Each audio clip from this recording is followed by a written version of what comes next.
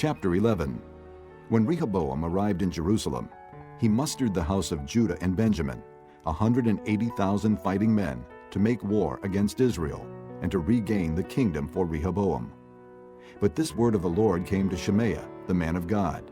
Say to Rehoboam, son of Solomon, king of Judah, and to all the Israelites in Judah and Benjamin, this is what the Lord says. Do not go up to fight against your brothers. Go home, every one of you, for this is my doing. So they obeyed the words of the Lord and turned back from marching against Jeroboam. Rehoboam lived in Jerusalem and built up towns for defense in Judah: Bethlehem, Etam, Tekoa, Beth-zur, Soko, Adullam, Gath, Maresha, Ziph, Adoraim, Lachish, Azekah, Zorah, Ajalon, and Hebron.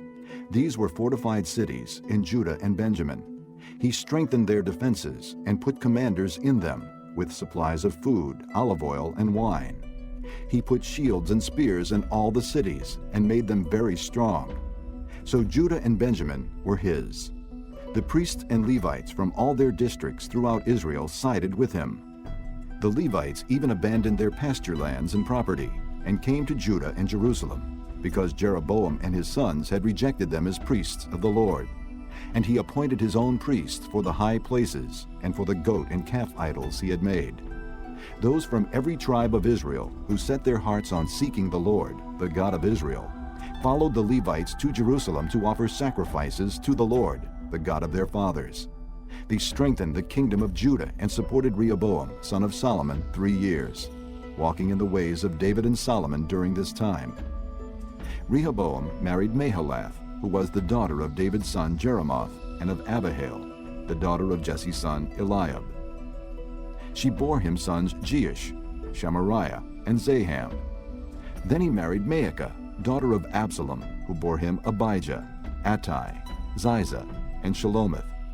Rehoboam loved Maacah, daughter of Absalom, more than any of his other wives and concubines. In all, he had 18 wives and 60 concubines, 28 sons and 60 daughters. Rehoboam appointed Abijah, son of Maacah, to be the chief prince among his brothers, in order to make him king. He acted wisely, dispersing some of his sons throughout the districts of Judah and Benjamin, and to all the fortified cities. He gave them abundant provisions and took many wives for them. Chapter 12. After Rehoboam's position as king was established, and he had become strong, he and all Israel with him abandoned the law of the Lord. Because they had been unfaithful to the Lord, Shishak, king of Egypt, attacked Jerusalem in the 5th year of King Rehoboam. With 1,200 chariots and 60,000 horsemen and the innumerable troops of Libyans, Sukkites, and Cushites that came with him from Egypt, he captured the fortified cities of Judah and came as far as Jerusalem. Then the prophet Shemaiah came to Rehoboam and to the leaders of Judah who had assembled in Jerusalem for fear of Shishak, and he said to them, "This is what the Lord says. You have abandoned me, therefore I now abandon you to Shishak." The leaders of Israel and the king humbled themselves and said, "The Lord is just." When the Lord saw that they had humbled themselves, this word of the Lord came to Shemaiah. Since they have humbled themselves, I will not destroy them, but will soon give them deliverance. My wrath will not be poured out on Jerusalem through Shishak. They will, however, become subject to him, so that they may learn the difference between serving me and serving the kings of other lands.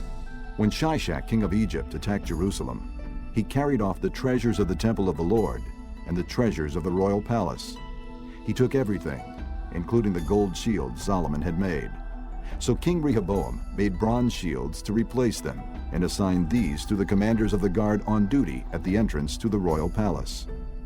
Whenever the king went to the Lord's temple, the guards went with him, bearing the shields, and afterward they returned them to the guard room.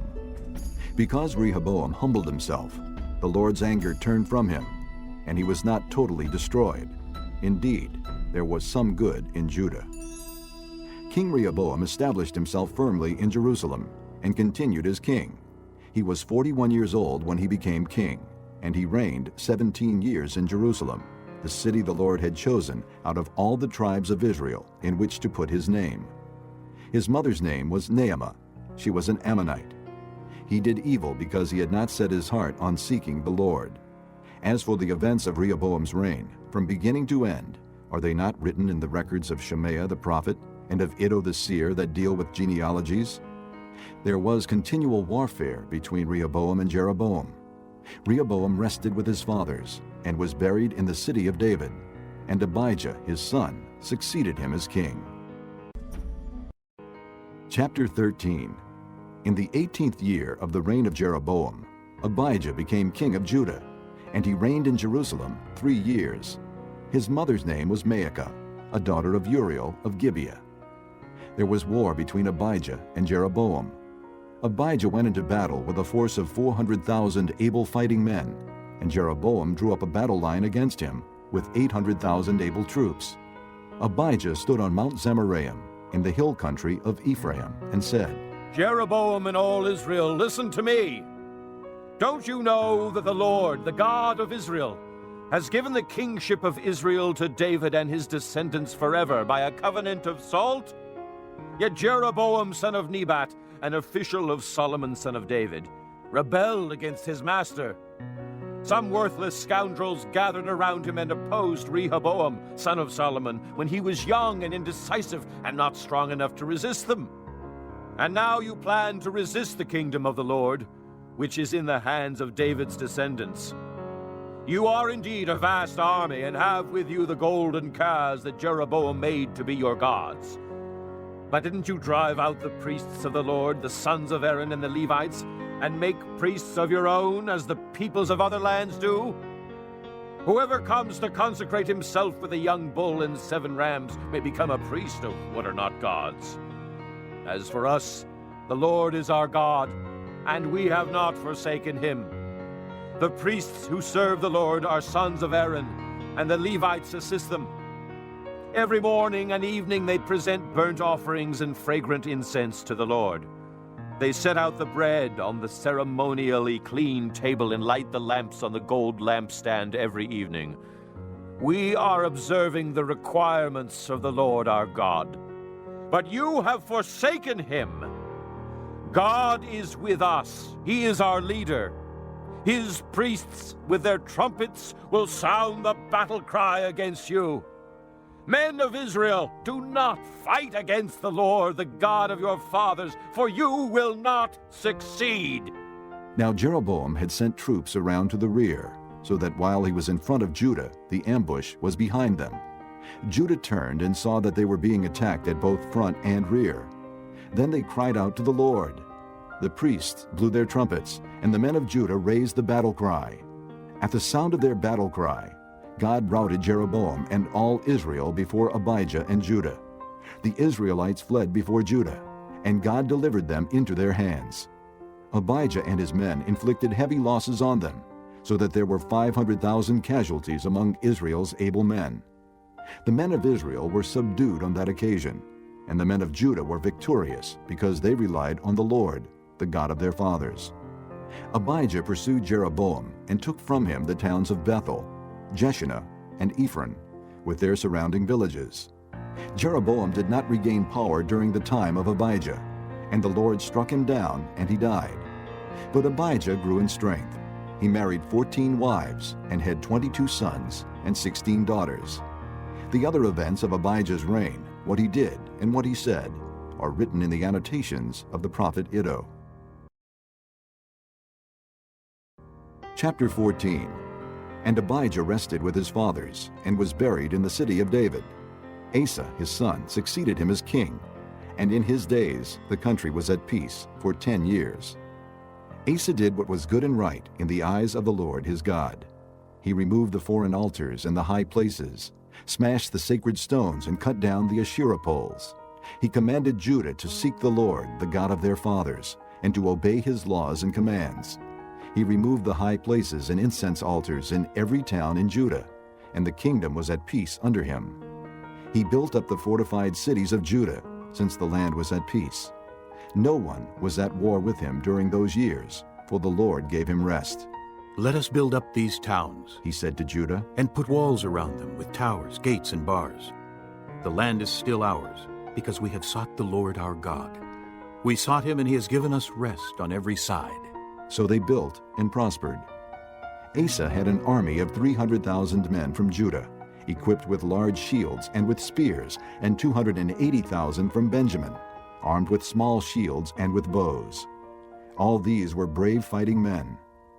Zerah the Cushite marched out against them with a vast army and 300 chariots, and came as far as Maresha. Asa went out to meet him, and they took up battle positions in the valley of Zephathah near Maresha. Then Asa called to the Lord his God and said, Lord, there is no one like you to help the powerless against the mighty. Help us, O Lord our God, for we rely on you. And in your name we have come against this vast army. O Lord, you are our God. Do not let man prevail against you. The Lord struck down the Cushites before Asa and Judah.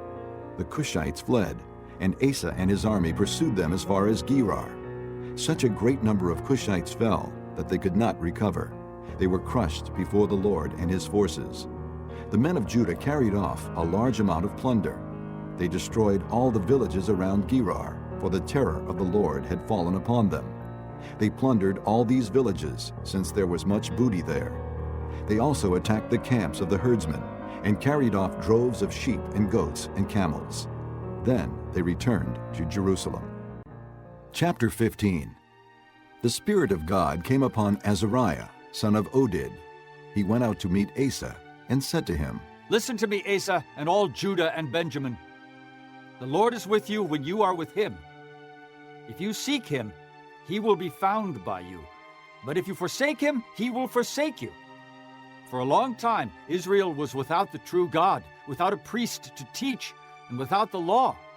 But in their distress they turned to the Lord, the God of Israel, and sought him, and he was found by them.